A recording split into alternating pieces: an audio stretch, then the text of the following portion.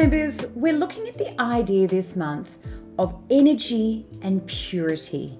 Now, this might seem really simplistic, but we've got varying styles of champagne. And quite often we buy vintage champagnes. We look for champagnes that have been aged for a considerable period of time because they give us that big, bold, round champagne style that we pay a lot of money for. As champagne ages in the winemaker's cellar, and indeed in your cellars at home, if that's something that you choose to do, when it's aging, it has the dead yeast inside the bottle when it's in the winemaker's cellar. Acidity coming down, complexity going up, getting rounder, getting softer, getting smoother, and the bubble, the mousse, getting silkier all the way. That's your indicator of time.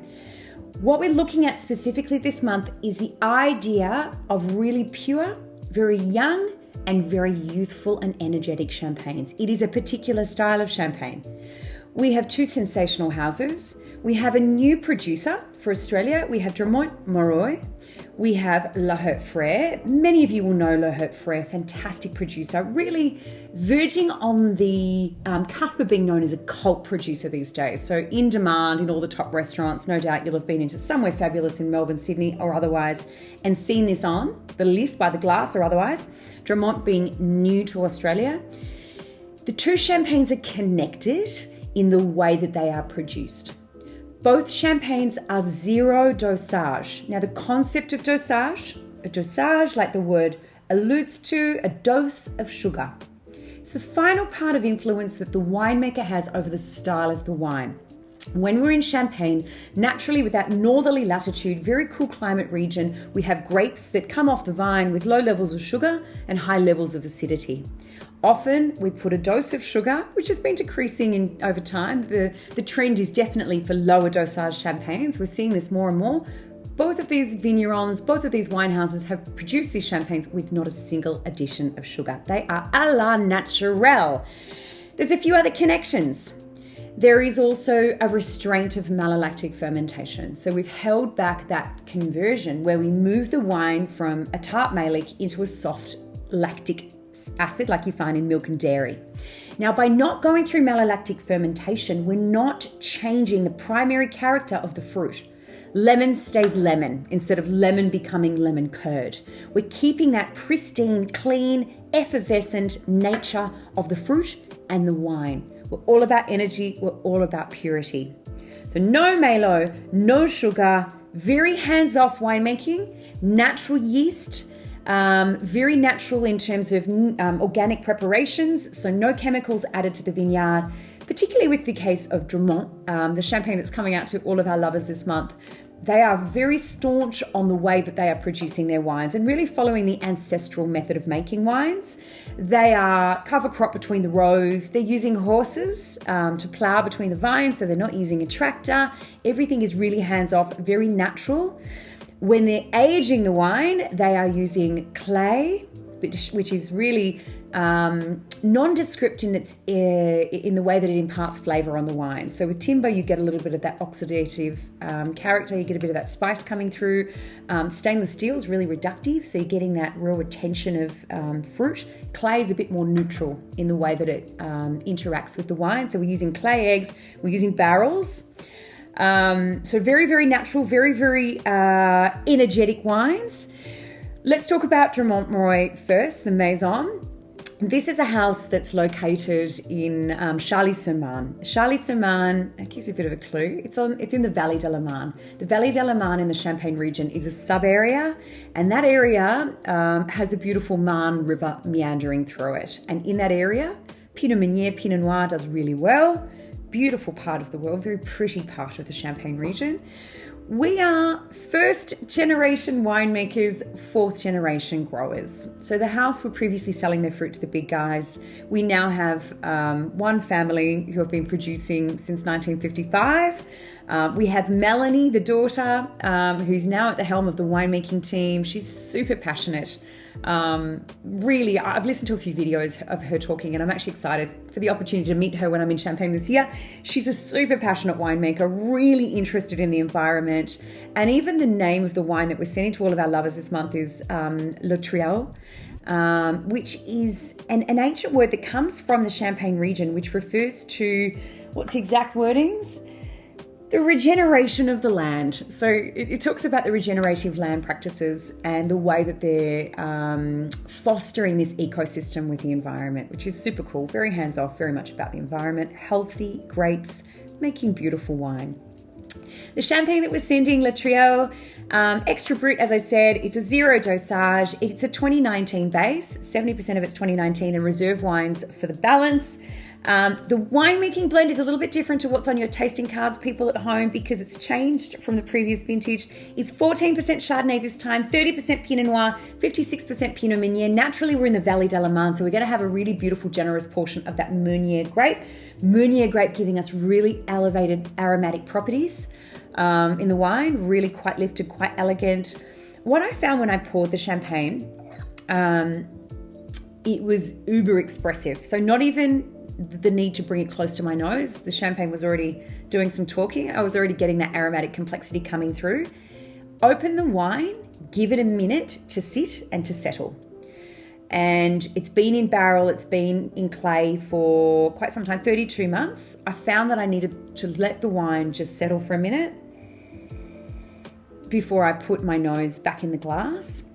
Think about this. No added sugar, so you've got really high naturally present acidity, no malolactic fermentation. These champagnes are connoisseur champagnes. They're not for the faint-hearted. So expect this real presence, this real attack of acidity, this real vitality, this real freshness. That's what this episode is all about. The second champagne that we've chosen that's coming out to all of our connoisseurs in this month's theme of energy and purity, a great pick, I have to say, Laherte Frères, the Laherte brothers. When I think about purity, when I think about energy, when I think about vitality within champagne, instantly my mind goes here. And actually the two champagnes side by side, phenomenally similar in the way that they feel on the palate, the energy, their precision, the low dosage, the barely there Malo. There's a lot of connection between these wines. They are a particular style. And as I said, not for the faint-hearted, these are really precise champagnes with a lot of attack. So be prepared. Settle in with them.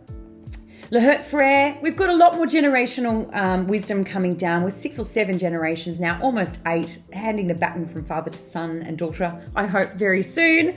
Chevaux-Coco is the region, the southwest of Épinay.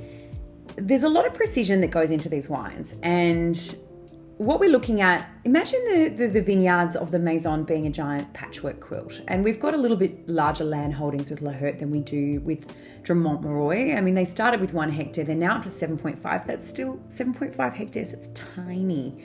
It's tiny. These guys have a lot more selection, but they really believe that every piece of their cru, every parcel of fruit has a very unique identity. They're cut very gently by hand. They're pressed in their cellars almost immediately. They're just using that first press, the heart of the cuvee. They're going into oak barrel for the most part, so 50% going into oak barrel, up to 80% depending on the vintage, going into barrel, spending some time in barrel, and then coming out, the blending process taking place. With this particular champagne that's coming out to all of our connoisseurs, we have the Blanc de Blanc. Now, Blanc de Blanc, white of whites, means that the champagne is 100% Chardonnay. It is also a 0 dosage, a Brut Nature, really clean, mineral, energetic, precise. They've held back not all of the Malo as we have in the Le Triau, but we've partially held back the malolactic fermentation process. So we've got some integration of Malo and non-Malo wines taking place. Does soften the wine a little bit.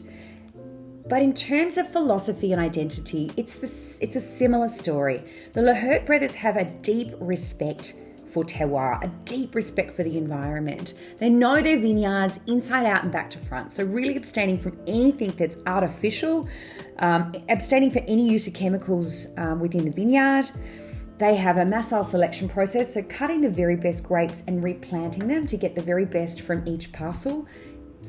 Fermentation in single plots, and really knowing each of their vineyards into a very minute detail so that they get the most expressive terroir they can coming not just in the wine but through your glass. You have a real tension, a real identity. I have been in restaurants before where I've had a glass of Laherte and it's really identifiable. It's quite singular in their approach. it is really something that you can almost have a glass of champagne blind and know exactly what the Laherte wines are going to be. This is a beautiful selection for this month. I think both wines express purity so very well. Low dosage, no malo, very natural, terroir driven, hands off, strong winemakers, family history, family pedigree, and two champagnes of immense vitality, purity, and vigor. So, club members, when you are enjoying these wines at home, as I said earlier, give them a minute. Please put them in your club glassware, in your Emperor glassware, the bigger glass. We definitely need something with some body. Obviously, you see here I'm pouring to the apex of the glass and not beyond. You could go a little bit higher, but I tend to just keep it at a minimal. They're uber expressive wines. They need somewhere to stretch out, to be able to interchange with oxygen and tell you their story.